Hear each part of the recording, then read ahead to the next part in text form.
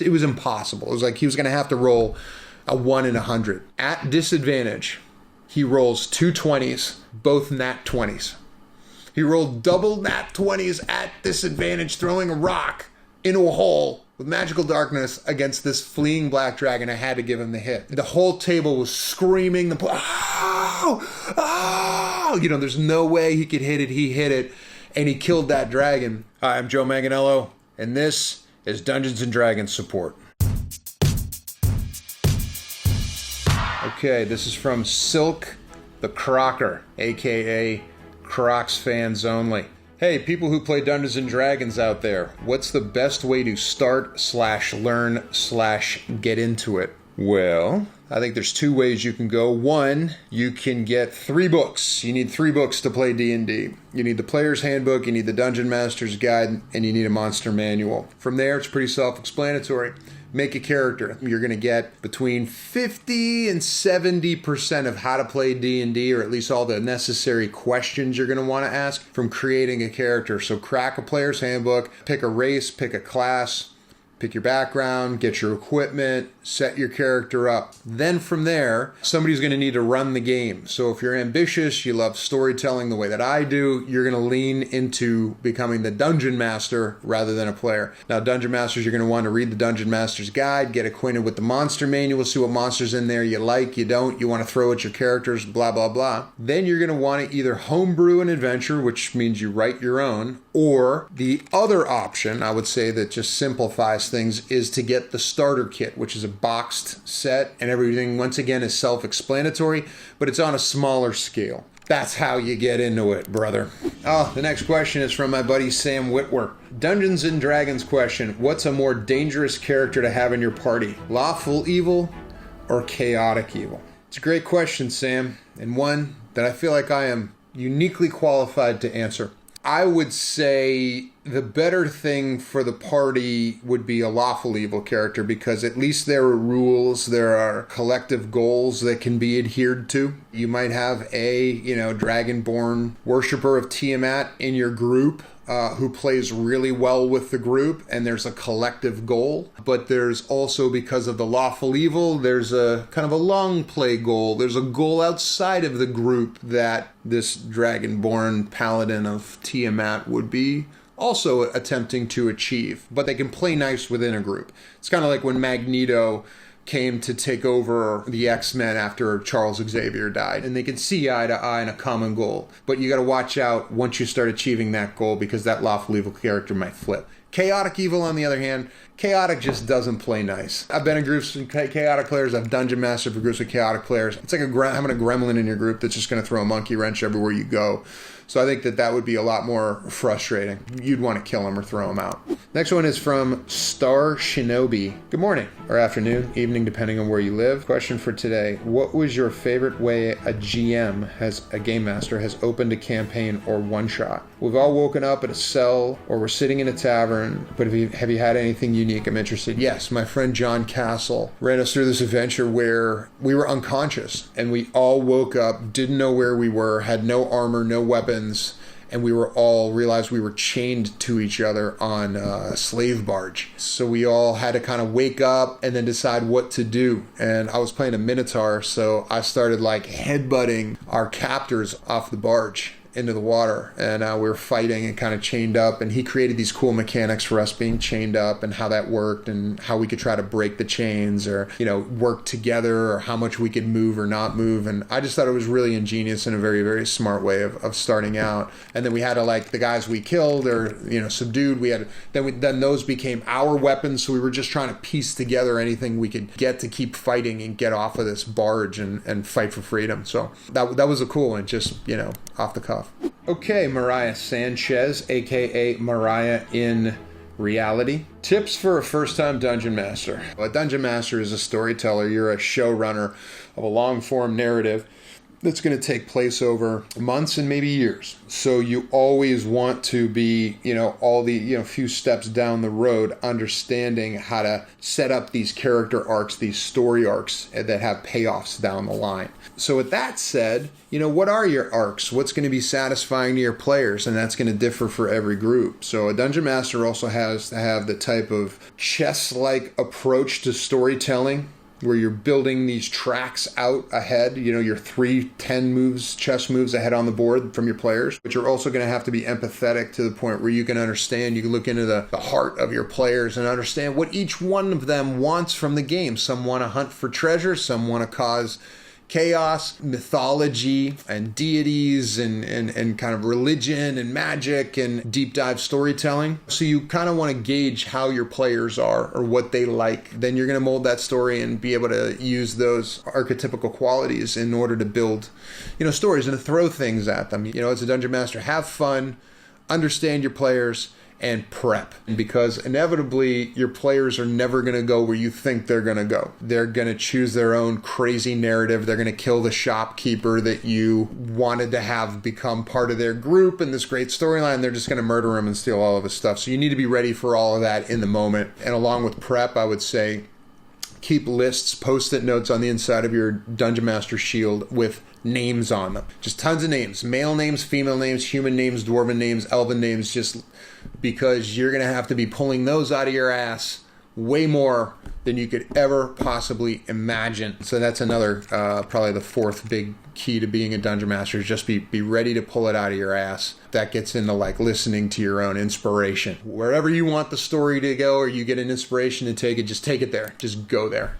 All right, this is from Turk Owl. Dungeons and Dragons question: do rogues get to attack twice per action if they have daggers in both hands? Kind of lost on this logistic. All right, that's an interesting question. Yeah, I can see how that would be confusing. There's a fighting style where you can have a second attack, and there is a feat in which you get to add your damage bonus to attacks or offhand attacks. So, you either need the fighting ability or you need a feat that allows you to strike with two hands. We're talking daggers here, so we're talking about a small weapon rather than a large weapon, which gets into a whole other thing, because there are feats for fighters in which they can carry, heavy weapons in both hands. This is from @optional_rule. I break his knees, in quotations. Many a D&D or tabletop role-playing game master looks on in horror as the players torture someone who doesn't do what they want. How do you handle this in your games? Do you overlook it, penalize them, encourage them? Hey, I'm just the referee. I just set up the world. I'm just the voyeur. I mean, don't get me wrong. I'm also the architect of the long-form story. So I'm the one who's setting the tracks down. You can gently nudge people into storylines that you think are going to be really interesting, but inevitably it's up to them, because they may decide to go the other way. So you need to be ready for that. And with that said, the beauty of role-playing is that you can do whatever you want. If they want to kill and torture the shopkeeper, they can do that. They can do whatever they want. So they're going to start with the shopkeeper, but then they're going to take out the sheriff and his deputy when they get there, and then they're going to take over this town and hold them hostage. I always get excited whatever the players do, because I'm just going to go with it. My players sometimes come across hill giants in the wild, and a fight breaks out, and they kill all the hill giants. And then when they go and they search the bodies of the hill giants, I'll say, yes, it's interesting. You hear something making a noise in the pocket of the hill giant's vest. You look inside of the vest pouch, and it's like a little bone rattle that looks like it would fit into the hand of a baby hill giant. Oh, and what's this? It's a taxidermied fox that's been stuffed like a child's toy. Somewhere off in the distance, you swear you hear the faint sound of a baby crying. So it's like you just wiped out a whole village of hill giants, and you think, yeah, we did it. And now I'm going to make you feel bad because you left all these orphaned hill giant babies out there screaming in the night. So it's I always try to make my players feel bad about wiping things out, because there's so much just head chopping off and lighting people on fire in D&D that a lot of times the humanitarian angle never gets covered. But that's kind of the sense of humor that I have with my players. Like I said, man, it's just have fun with it. Let it go. It's not up to you. It's up to them. And then you just start guiding it where you want it to go because, ultimately as the referee, you can be as hard on them as you want or not, depending on how you feel or, whatever. Parabasis. Next Dungeons & Dragons question. What was your favorite character class and race? Growing up, I was big into elves because elves had a little bit of magic and a little bit of fighting, and I really liked that. 2E Dragonlance, I was a Minotaur. The second you could be a Minotaur, I was a Minotaur, of course. And now when I say elf, I'm not trying to get out of answering what's my favorite class. Back in the day, elf was race and class. You were an elf, which means you had both, which was kind of interesting. I love playing a warlock. I'm playing a warlock right now in a Mad Mage, Dungeon of the Mad Mage campaign, and man, there's just so many tricks up their sleeves. So for me, I love playing characters that have tons of options. Like I have a high-level sorcerer that I love playing because along with the meta magic, and then you really have tons of options, and ways to get out of situations or ways to be creative or ways to participate in the storytelling. If you twin polymorph T-Rexes inside of a tavern, doesn't matter what the dungeon master had planned, you're in charge now of the story. You just caused this to happen. So I really like being able to really affect the story, and I find that those spellcasters, there's a lot of wow factor. Okay, this is from JLJ-F Leger, aka Geekbot. Question is it weird that I practice character voices in front of the bathroom mirror? No, I don't think that's weird. I don't do a character voice too much when I'm a player, unless I'm like delivering some opus or some charisma check. But when I dungeon master, it's just voices all over the place. All my NPCs have voices, whether they're the sweet little lady who works down at the apothecary. Your name's Tony. What yins want? What can I get yins? That's basically the Pittsburgh dialect where I grew up. So, and then my brother will start laughing. People who've been to Pittsburgh will start laughing. People even who haven't been to Pittsburgh start laughing because it's such a rich character and it's based on somebody who works at a sandwich shop back home. That I know, and then they become a character, and then you should go over and see my nephew Donnie in that. He's a blacksmith, and then they go and visit Donnie. He talks the same way, or like, all of the animal familiars or, the druid speaking to animals. Then there's all of those voices, of all of the Christmas animals in South Park. If they talk to a squirrel, the squirrel talks like that, of course. And then they want to talk to the horse, and the horse, they went that way. Or they talk to a seagull, but the seagull wasn't impressed at all with what they were doing. He was amazed any of them wound up alive, how sloppy they were. And they asked the seagull, what's your name? You can call me Christopher Squawkin'. I think you should take it a step further and film yourself doing the character voices. That way you could critique your performance. I don't know, maybe there's some sort of career for you here. You're going to become an actor or something. But no, man, I totally do all of that. I always develop voices or I figure a voice out and then make a note to myself. Somewhere down the line, I need a character that's going to talk like Ted Knight in Caddyshack, and then when they get to the council, it's, oh, well, hello, yes, That's usually how my DMing goes as well, so I identify. I just pivot from voice to voice, but you can see that it's endless, and I'm always making notes of this voice or that voice, and and popping those characters up along the way. Saraguchi_arts. What would be a fearsome and evil name for a black dragon? And what kind of a gem would you give him?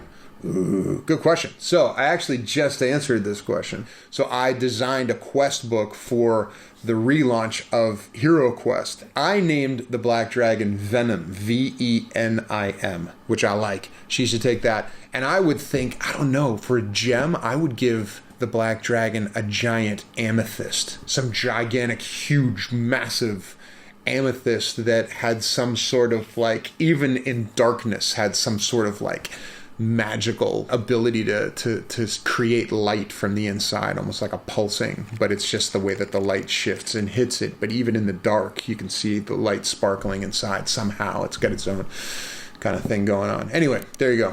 This is from One Crit Wonder. What is your favorite D&D campaign setting and why? I love Dragonlance. I just do. I like Kryn. I like that there are books that are companions that give you a fully fleshed out view of the world, because I find that with some of the other worlds, it's very hard to get the canon straight, and it's very hard to understand, pantheons and gods. And I mean, it just seems like there's so much catch-up work, and there are all answers to these questions, but it's like so hard to find them, and there's different answers to different questions. Anyway, with Kryn, if you don't include the Fifth Age stuff that was done without Margaret and Tracy, if you only look at the Margaret and Tracy canon, or at least, the books that they, okayed, you get this really beautiful, amazing, deep world that involves all the things about fantasy that I like, which is, fighting and friendship and family and romance and love. My gosh, it just seems like they're trying to eradicate romance from D&D and tabletop. And so I really love Dragonlance for that reason. It's very human, and you understand the gods, you understand what's at stake, and there are great NPCs and villains and things, and my favorite characters in all of D&D canon. So I like Dragonlance. I like Kryn. Recently, I've gotten into collecting all the old Dark Sun modules and box sets. So those are starting to pile up. So maybe over the holidays, I'll be able to dive into those. Okay, this is from Matt Holmes, a.k.a. Tabletop Paintin'. If your PC's philosophy differs from the rest of the group, do you roll up a new one, conform to the group, or see how much you can get away with behind their backs? You're trying to make me an accomplice or somehow justify you destroying your party. Play nice, young man. Don't be a menace to your own group, or something where like somebody's going to want to punch you on the way up the stairs. Because I've had players that try to split the party, and that becomes their thing. I'm going to go explore, and some character dies. And people get pissed, and they have words with each other about it. So, it's a team game. Play nice with other kids in the sandbox. But with that said, don't let that get in the way of a great character. All right, this is from Edward R. Curtis, a.k.a. dimly_lit. It's very gothic. Odd Dungeons & Dragons question. Typically, when making your player character, do you come up with the character first, then the race, class, stuff, or the other way around? Choosing the race, class, stuff, then making a character around that.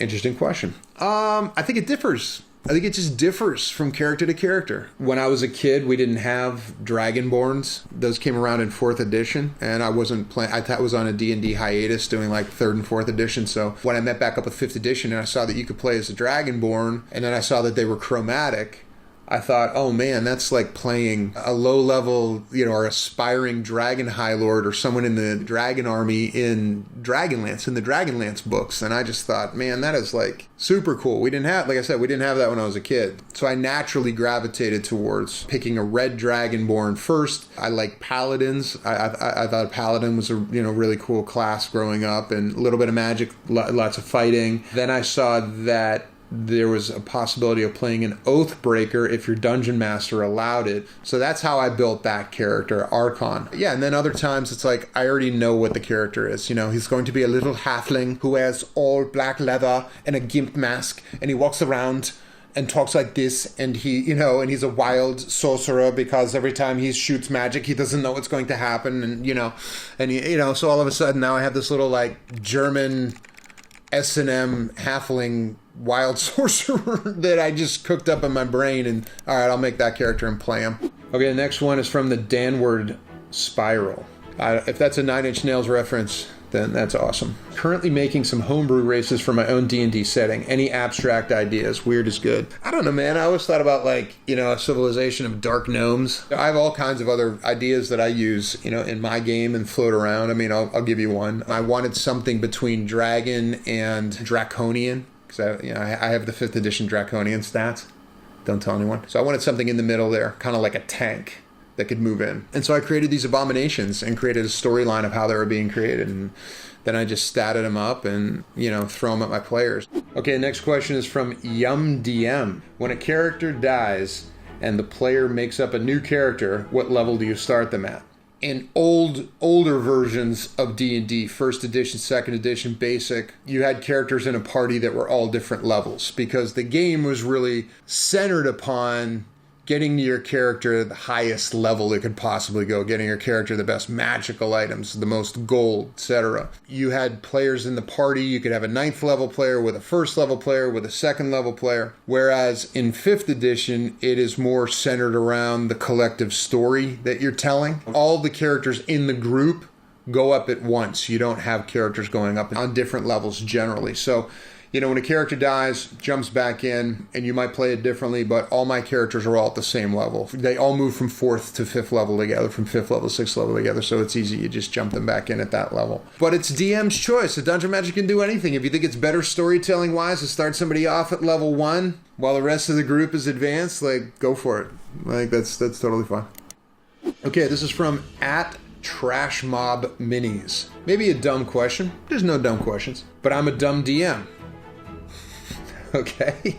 How do I get the players to form bonds between their characters? Is this a chemistry that happens at its own pace, or is there something I can do to catalyze connections? Good question. There's always a narrative story element that can tie characters together, whether they came from the same place or they start having the same dreams and start relating that to each other, that somehow are tied. They might have been somewhere at the same time, but you can text them both separately in between sessions and let them know that there's this part of their backstory, there's this part of their backstory. But the other thing is like, yeah, I mean, I think it's just going to happen. You know, I had a character who was a bear barbarian, and it was just used to taking all the punishing damage and soaking that up. But there was a cleric in the group, and the cleric, this guy was amazing. He would keep, it's my friend Jason Lyles, he would keep track of what everyone's hit points were, everyone in the group. And he was like the greatest cleric I've ever played with. And he knew how many hit points I had as the barbarian. And his job, he would keep feeding me healing. So my character's job was to soak up all the damage and make sure everybody attacked him. And it was this really great symbiotic relationship that we formed that then became like the storyline where, on a role-playing sense, my barbarian character had done a lot of things that he regretted. And here was this like holy, pious character who believed in this god and believed that the god could save my character's soul. There became this storyline born out of the characters, out of the both of them, where they kind of needed each other and fed off of each other. You know, it's really cool when that stuff happens. So, you know, but there's only so much of it that you can force upon your players. Oregon rolled a 20. What is your best D&D memory? Probably comes from a couple of years ago, right around the holidays, close to my birthday. My wife, there was this big box next to the front door. She told me to go bring the box into the kitchen, and I did, and I opened it.